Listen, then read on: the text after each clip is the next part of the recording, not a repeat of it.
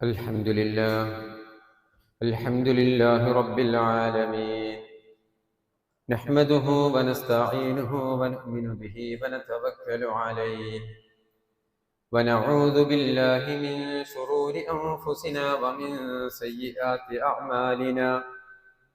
من يهده الله فلا مضل له ومن يضلل فلا هادي له.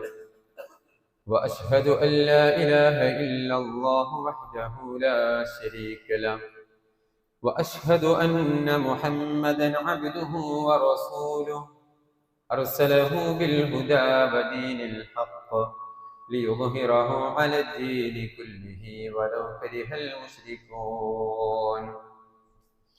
اللهم صل على محمد وعلى آل محمد كما صليت على إبراهيم وعلى آل إبراهيم إنك حميد مجيد. اللهم بارك على محمد وعلى آل محمد كما باركت على إبراهيم وعلى آل إبراهيم إنك حميد مجيد.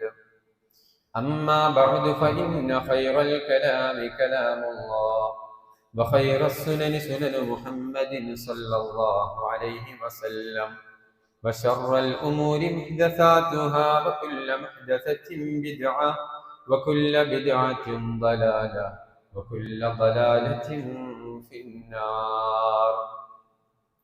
أوصيكم عباد الله وإياي أولا بتقوى الله.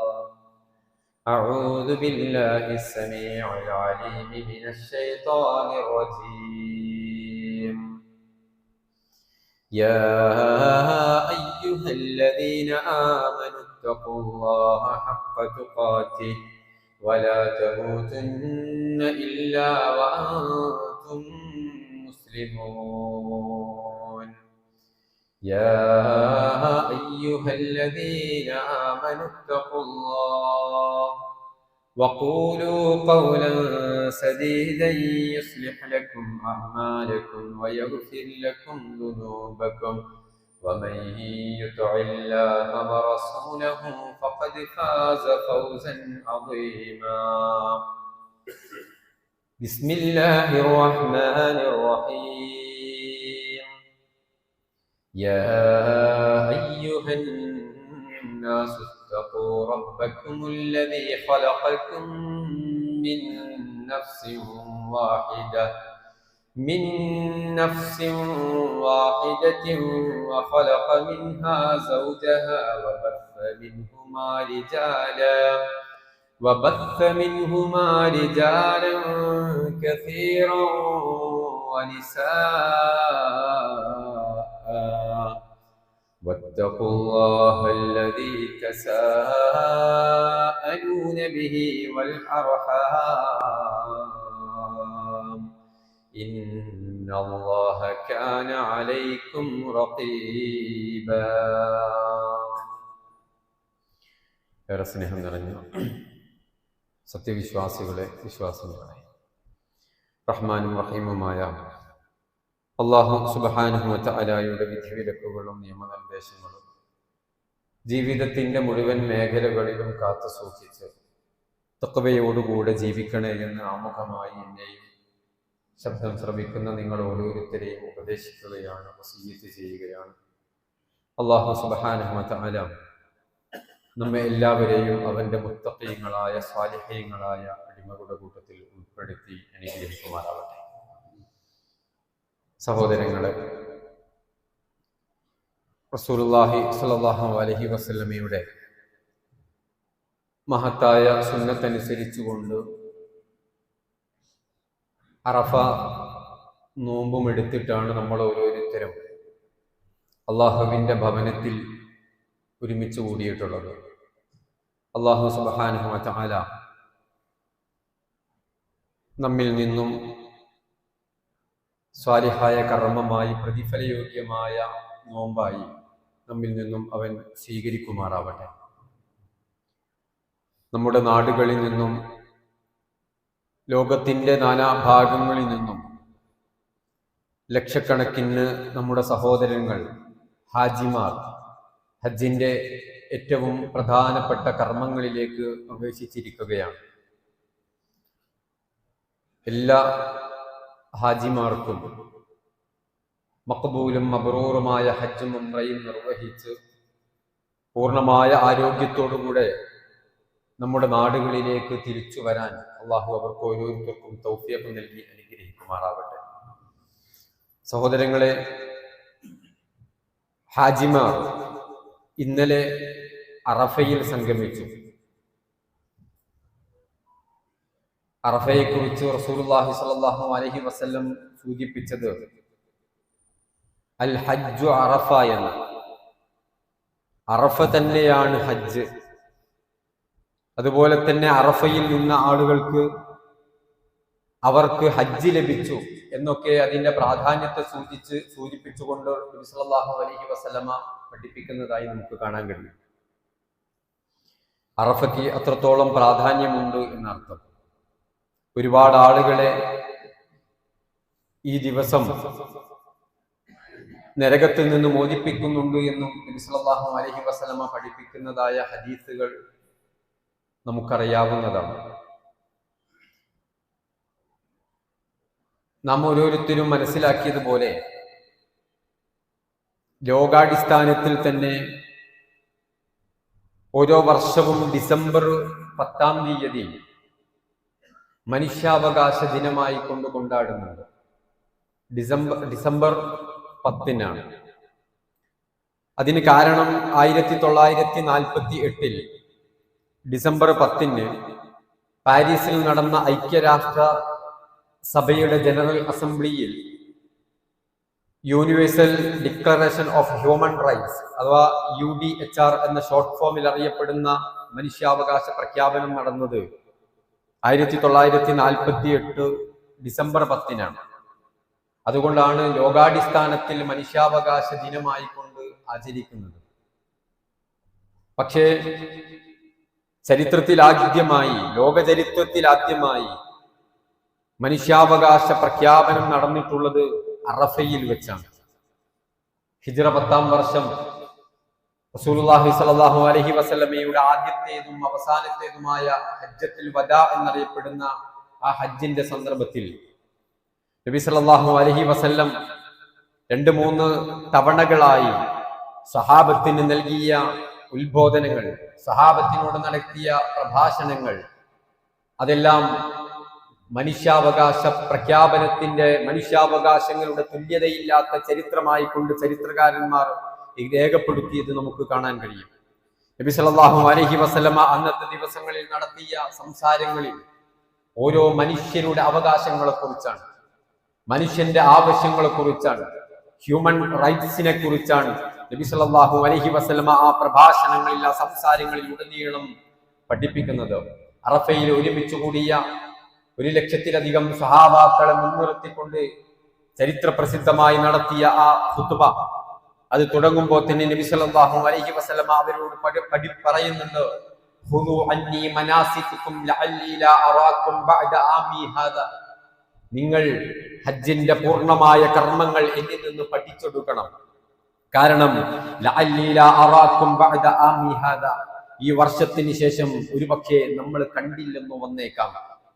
ഫഇന്നി ലാ അദ്രി ലഅല്ലി ലാ അഹജ്ജു ബഅദ ഹജ്ജതി ഹാദിഹി, ഈ ഹജ്ജിന് ശേഷം മറ്റൊരു ഹജ്ജ് നിർവഹിക്കാൻ ഞാൻ ജീവിച്ചിരിപ്പുണ്ടാകുമോ എന്ന് ലാ അദ്രി, എനിക്കൊരു ഉറപ്പുമില്ല, എനിക്കറിയില്ല എന്നൊക്കെ സ്വഹാബത്തിനോട് സൂചിപ്പിച്ചതിന് ശേഷമാണ് ഈ മനുഷ്യാവകാശ പ്രഖ്യാപനത്തിന്റെ പ്രഭാഷണം, സംസാരം നബി സല്ലല്ലാഹു അലൈഹി വസല്ലം തുടങ്ങുന്നത്.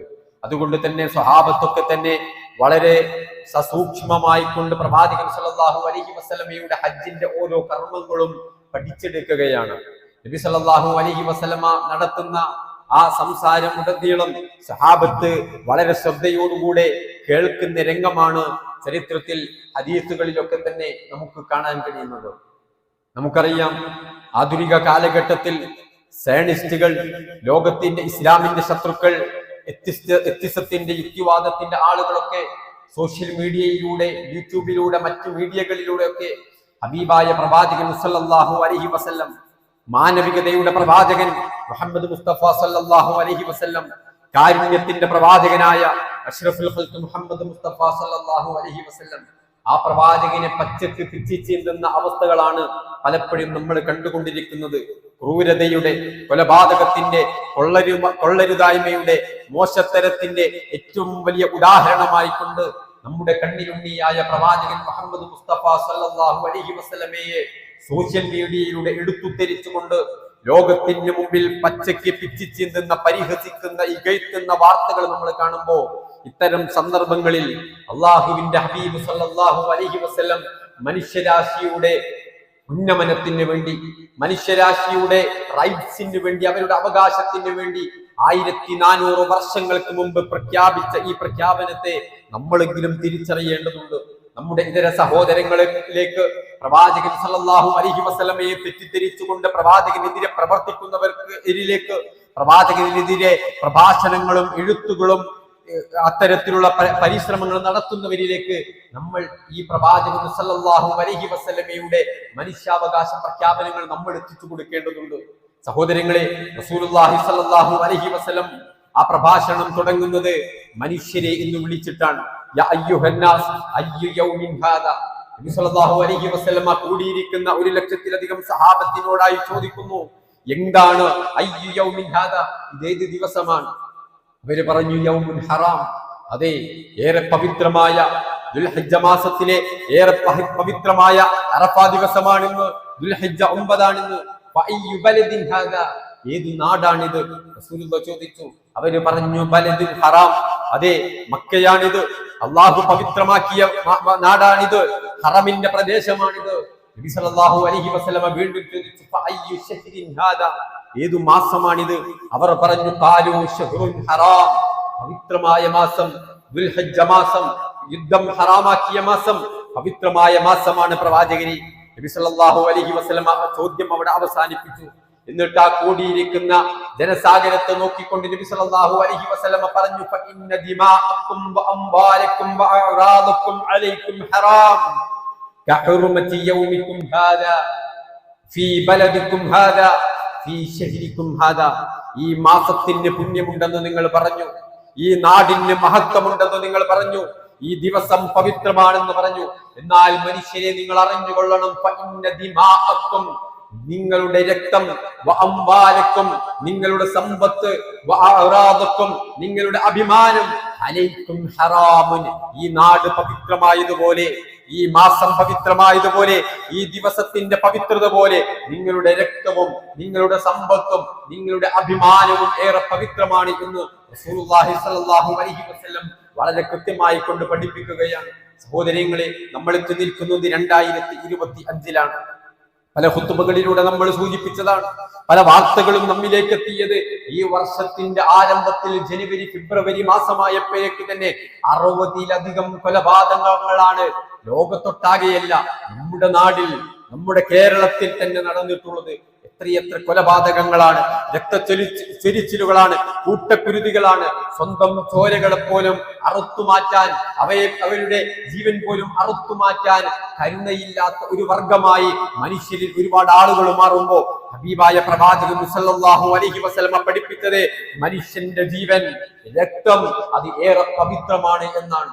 അത് ഏറെ പവിത്രമാണ് എന്നാണ് നബി സല്ലല്ലാഹു അലൈഹി വസല്ലം പറഞ്ഞു, വല്ലദീ നഫ്സി ബിയദിഹി, അല്ലാഹുവാണ് സത്യം, ലയഅതിയന്ന അലന്നാസി സമാനിൻ, ഒരു കാലഘട്ടം വരാനുണ്ടോ, മനുഷ്യർക്ക് ഒരു കാലം വരാനുണ്ട്, ലാ യദ്രിൽ ഖാതിലു ഫീ അയ്യി ഷൈഇൻ ഖതൽ, കൊന്ന ആൾക്കറിയില്ല ഞാൻ എന്തിനാണ് അയാളെ കൊന്നത് എന്ന്.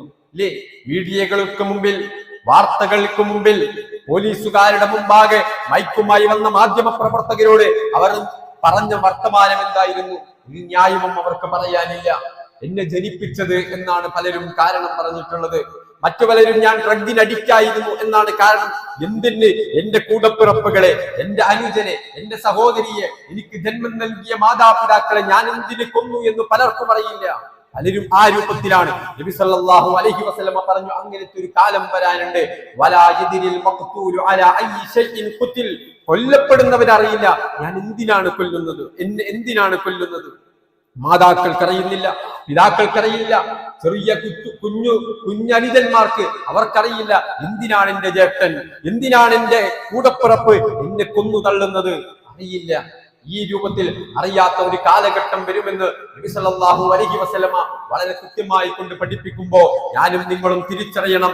1400 വർഷങ്ങൾക്ക് മുമ്പ് ഈ പവിത്രമാണ് നിങ്ങളുടെ രക്തമെന്നും ഒരു ജീവൻ പോലും എടുക്കരുതെന്നും, ഒരു മനുഷ്യന്റെ രക്തമെങ്ങാനും നിങ്ങൾ ചൊരിച്ചാൽ, ഒരു മനുഷ്യന്റെ ജീവനെങ്ങാനും നിങ്ങൾ എടുത്തു കഴിഞ്ഞാൽ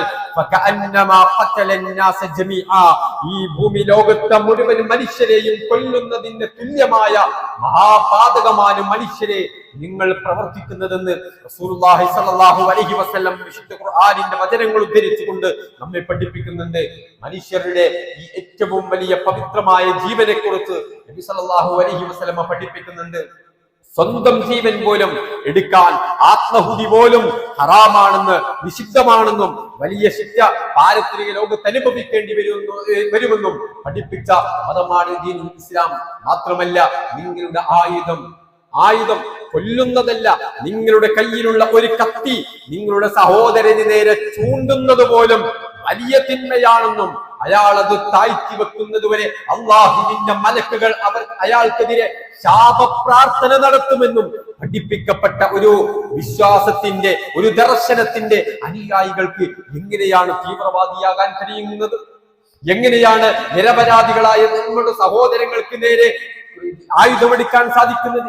ഇല്ല, അതൊരു മുസ്ലിമിന് സാധ്യമല്ല എന്നും അത്തരം ആയുധങ്ങൾ എടുക്കുന്നവര്, അതിന് കോപ്പ് കൂട്ടുന്നവർ, അതിന് ഗൂഢാലോചന നടത്തുന്നവർ, അതിന്റെ പിന്നിൽ പ്രവർത്തിക്കുന്നവർ അവർ മുസ്ലിമീങ്ങളല്ല എന്നുമാണ് ഹബീബായ പ്രവാചകൻ സല്ലല്ലാഹു അലൈഹി വസല്ലമയുടെ വചനങ്ങളിൽ നിന്നും വിശുദ്ധ ഖുർആനിന്റെ ആയത്തുകളിൽ നിന്നും മുസ്ലിം സമുദായം മനസ്സിലാക്കുന്നത്.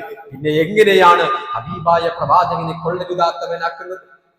എങ്ങനെയാണ് ഏതെങ്കിലും നാട്ടിൽ ഏതെങ്കിലും തോന്നിവാസം ചെയ്യുന്ന മനുഷ്യർ ഏതെങ്കിലും ഒരു മനുഷ്യന്റെ ജീവൻ എടുത്തതിന്റെ പേരിൽ അതിന് കാരണക്കാരൻ ഹബീബായ പ്രവാചകൻ സല്ലല്ലാഹു അലൈഹി വസല്ലമയാണ് എന്ന് പറയാൻ സാധിക്കുന്നത്? എങ്ങനെയാണ് ഖുർആൻ എന്ന വേദഗ്രന്ഥമാണ് ഇവർക്ക് ഇതിന് പ്രചോദനം നൽകുന്നത് എന്ന് പറയാൻ സാധിക്കുന്നത്? ഇല്ല സഹോദരങ്ങളെ, അത്തരം വിഷയങ്ങളിലൊക്കെ ഏറെ ഗൗരവത്തോടുകൂടെ അധ്യാപനങ്ങൾ നടത്തിയ മതമാണ് പരിശുദ്ധ ദീനുൽ ഇസ്ലാം. തീർന്നില്ല, അഭിമാനത്തിന് നബി സല്ലല്ലാഹു അലൈഹി വസല്ലം പറഞ്ഞു, വഇന്ന ആറാദക്കും ഹറാമു അലൈക്കും, നിങ്ങളുടെ അഭിമാനം പവിത്രമാണ്. സോഷ്യൽ മീഡിയക്ക് വല്ലാത്ത വ്യാപനമുണ്ടായ വല്ലാത്ത ഒരു കാലഘട്ടത്തിലാണ് നമ്മൾ ഉള്ളത്. സോഷ്യൽ മീഡിയയിലൂടെ, വാട്സപ്പിലൂടെ ഒരൊറ്റ പ്രസിന് ലക്ഷങ്ങളിലേക്ക് നമുക്കൊരു വാർത്ത എത്തിക്കാൻ കഴിയുന്ന കാലഘട്ടത്തിൽ അതുള്ളതാണോ ഇല്ലാത്തതാണോ എന്നറിയാതെ നമ്മുടെ സഹോദരനെ കുറിച്ച് അത്തരത്തിലുള്ള മോശമായ വാർത്തകൾ പ്രചരിപ്പിക്കുന്നതിൽ നമുക്കാർക്കും വലിയ വൈമനസ്യമൊന്നും ഇന്ന് കാണാത്ത ഒരു കാലഘട്ടത്തിലാണ് നമ്മൾ ഉള്ളത്. പക്ഷേ അത് ഹറാമാണെന്നും ഓരോ മനുഷ്യന്റെ അഭിമാനത്തിനും ഇസ്ലാം വലിയ വില നൽകുന്നുണ്ട് എന്നും നമ്മൾ ഓരോരുത്തരും മനസ്സിലാക്കണം. വിശുദ്ധ ഖുർആൻ അല്ലാഹു സുബ്ഹാനഹു വ തആല സൂറത്തുൽ ഹുജറാത്തിന്റെ 6-ാമത്തെ ആയത്തിൽ പറഞ്ഞത്, യാ അയ്യുഹല്ലദീന ആമനു ഇൻ ജാഅക്കും ഫാസിഖുൻ ബിനബഇൻ ഫതബയ്യനു. ഒരാൾ നിങ്ങളുടെ സമീപത്തേക്ക് ഒരു വാർത്തയുമായി വന്നു, അതുടനെ തന്നെ അതിന് പോസ്റ്റർ ഉണ്ടാക്കി, അതിന് ടെക്സ്റ്റ് മെസ്സേജ് ഉണ്ടാക്കി, അത് നിങ്ങളുടെ വാട്സപ്പിലേക്ക് കിട്ടുന്നതിന് മുമ്പ് തന്നെ മറ്റുള്ളവരിലേക്ക് ഫോർവേഡ് ചെയ്യലല്ല, ഫതബയ്യനു യാ അയ്യുഹല്ലദീന ആമനു എന്ന് അല്ലാഹു വിളിച്ചത്. വിശ്വാസികളെ, ഈമാൻ ഉണ്ടെങ്കിൽ ഫതബയ്യനു, നിങ്ങൾ പരിശോധിക്കണം, അതിൽ വസ്തുതയുണ്ടോ, അത് സത്യമാണോ. ഈ രൂപത്തിൽ നിങ്ങൾ അതിനെ കുറിച്ച് വളരെ കൃത്യമായി അന്വേഷിക്കണം. അൻ തുസീബു ഖൗമൻ ബിജഹാലത്തിൻ ഫതുസ്ബിഹു അലാ മാ ഫഅൽതും നാദിമീൻ.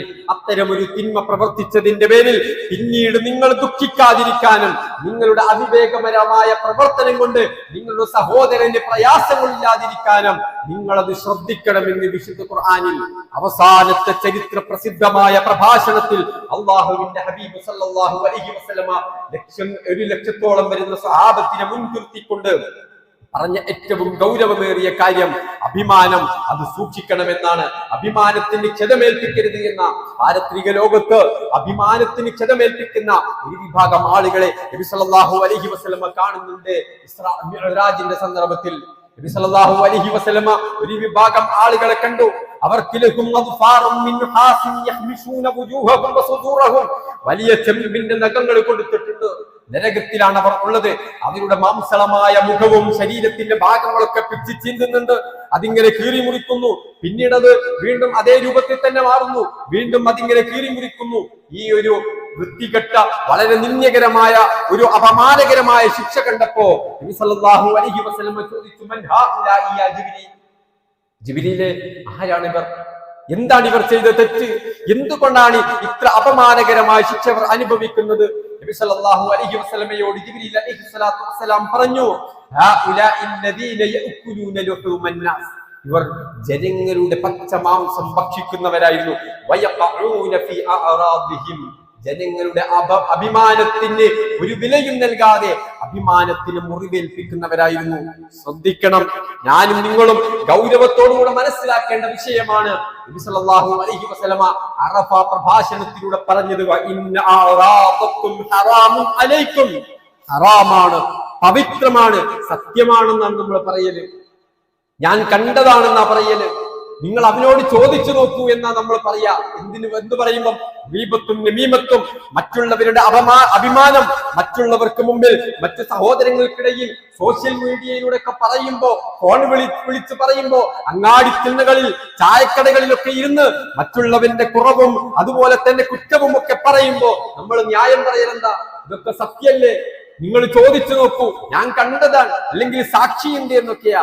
അതിനാണ് റസൂലുള്ളാഹി സ്വല്ലല്ലാഹു അലൈഹി വസല്ലം പഠിപ്പിക്കുന്നത്.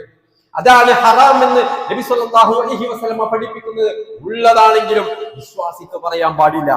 ശ്രദ്ധിക്കണം നമ്മൾ ഓരോരുത്തരും ആ വിഷയത്തിൽ. അതുപോലെ തന്നെ മുസ്ലിമിന്റെ ധനം അതൊന്നൊരു പ്രശ്നമല്ല.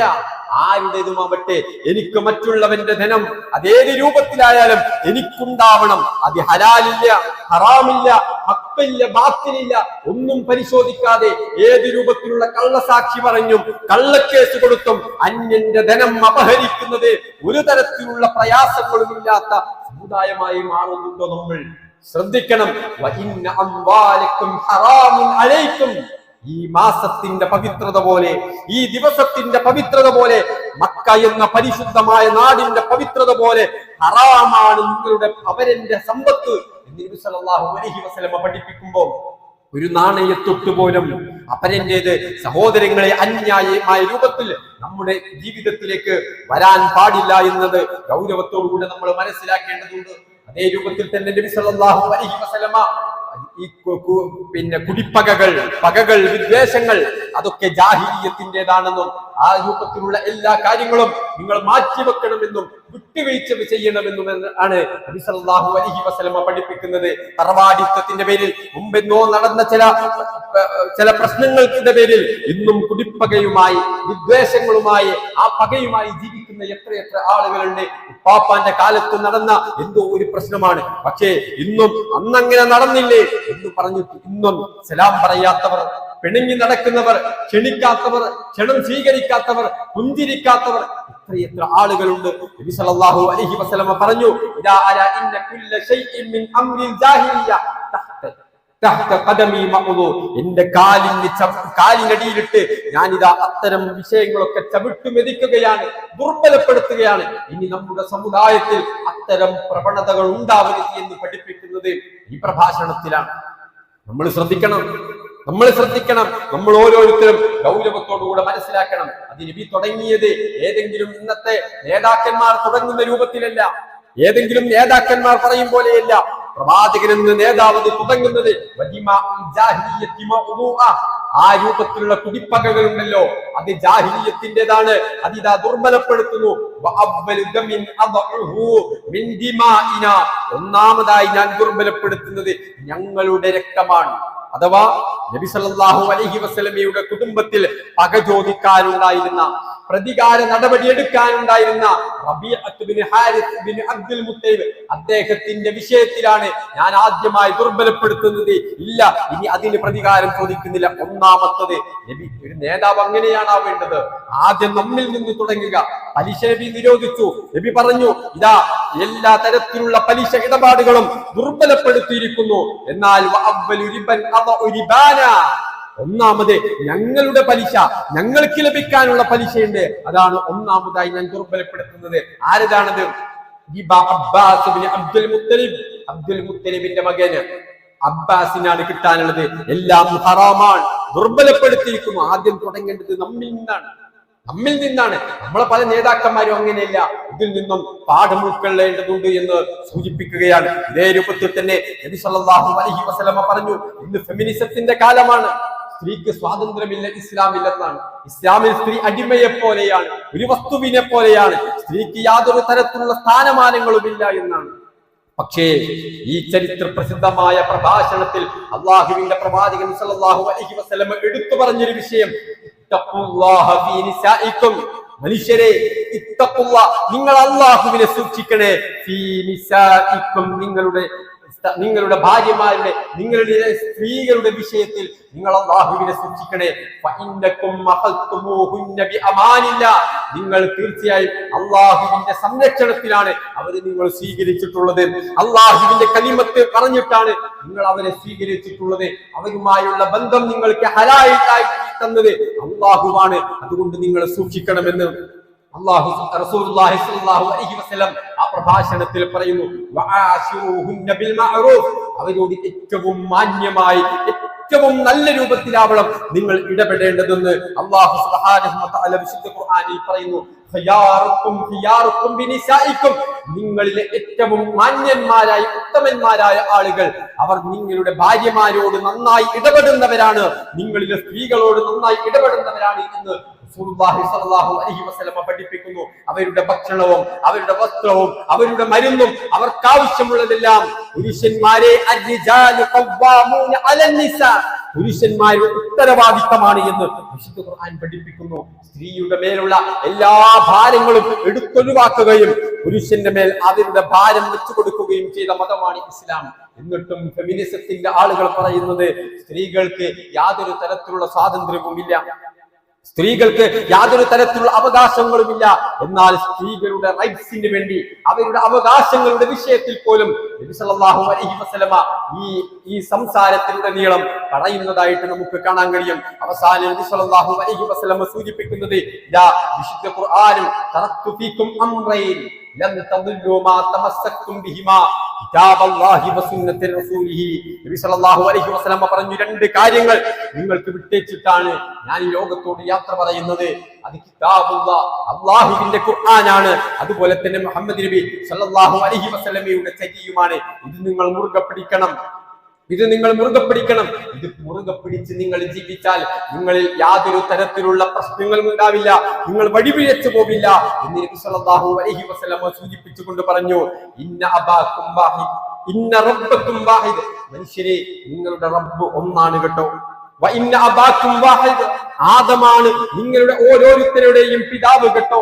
മാത്രമല്ല ലാ ഫദ്ല ലി അറബിയിൻ അലാ അജമിയിൻ വലാ ലി അജമിയിൻ അലാ അറബിയിൻ വലാ ലി അഹ്മർ അലാ അസ്വദ് വലാ അസ്വദ് അലാ അഹ്മർ ഇല്ലാ ബിത്തഖ്വ. നിങ്ങളിൽ വെളുത്തവന് കറുത്തവനേക്കാളോ, കറുത്തവന് വെളുത്തവനേക്കാളോ, ഒരു അറബിക്ക് അനറബിയേക്കാളോ, ഒരു അനറബിക്ക് അറബിയേക്കാളോ ഇല്ല യാതൊരു തരത്തിലുള്ള ജാതീയതയും, യാതൊരു തരത്തിലുള്ള മേൽക്കോയ്മകളും ഇല്ല, ഒരു തരത്തിലുള്ള മേൽക്കോയ്മകളും ഇല്ല.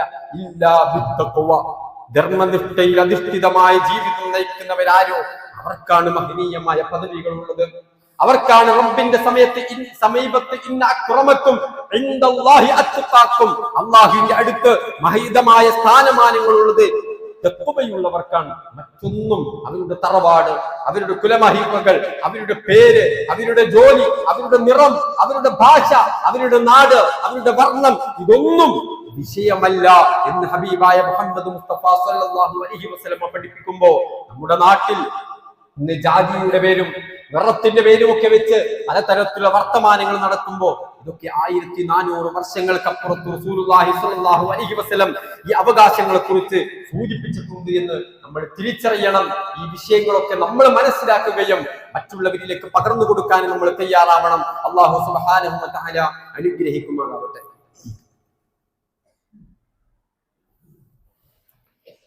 അൽഹംദുലില്ലാഹി റബ്ബിൽ ആലമീൻ, അസ്സലാത്തു വസ്സലാമു അലാ അഷ്റഫിൽ അംബിയാഇ വൽ മുർസലീൻ വഅലാ ആലിഹി വഅസ്ഹാബിഹി അജ്മഈൻ. അമ്മാ ബഅദ്.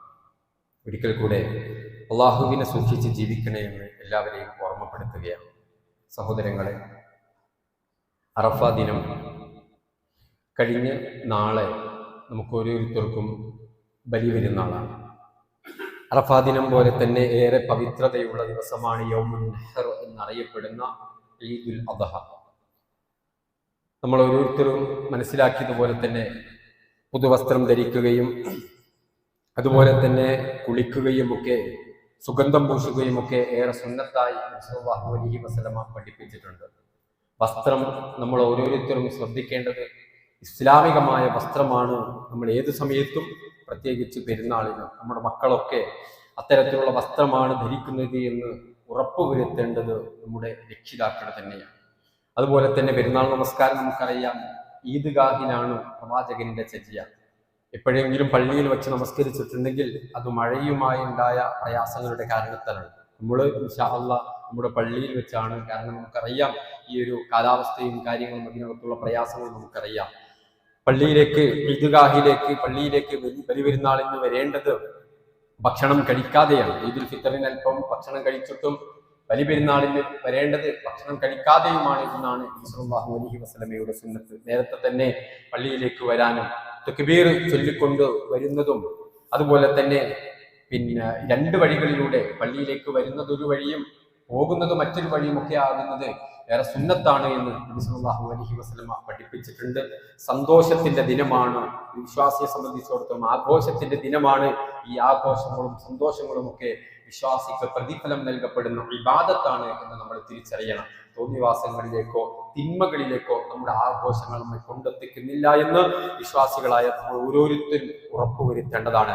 അന്ന് നമ്മുടെ സഹോദരങ്ങളായ നമ്മുടെ കുടുംബങ്ങൾ, നമ്മുടെ ബന്ധുക്കൾ അവരുടെ വീടുകൾ സന്ദർശിക്കാൻ, കുടുംബ സന്ദർശനത്തിന് വേണ്ടി നമ്മുടെ നാടുകളിൽ പ്രയാസപ്പെടുന്ന രോഗികളായ ആളുകൾ അവരെയൊക്കെ സന്ദർശിക്കാനും അവർക്കൊക്കെ ആശ്വാസം പകരാനുമുള്ള അവസരമായിക്കൊണ്ടും കുടുംബബന്ധം പുലർത്താനുമൊക്കെയുള്ള അസുലഭ മുഹൂർത്തമായിക്കൊണ്ടും നമ്മൾ ഈ സന്തോഷത്തിന്റെ അവസരത്തെ ഉപയോഗിക്കണമെന്നുകൂടെ ഓർമ്മപ്പെടുത്തുകയാണ്. അല്ലാഹു സുബ്ഹാനഹു വ തആല അനുഗ്രഹിക്കുമാറാവട്ടെ.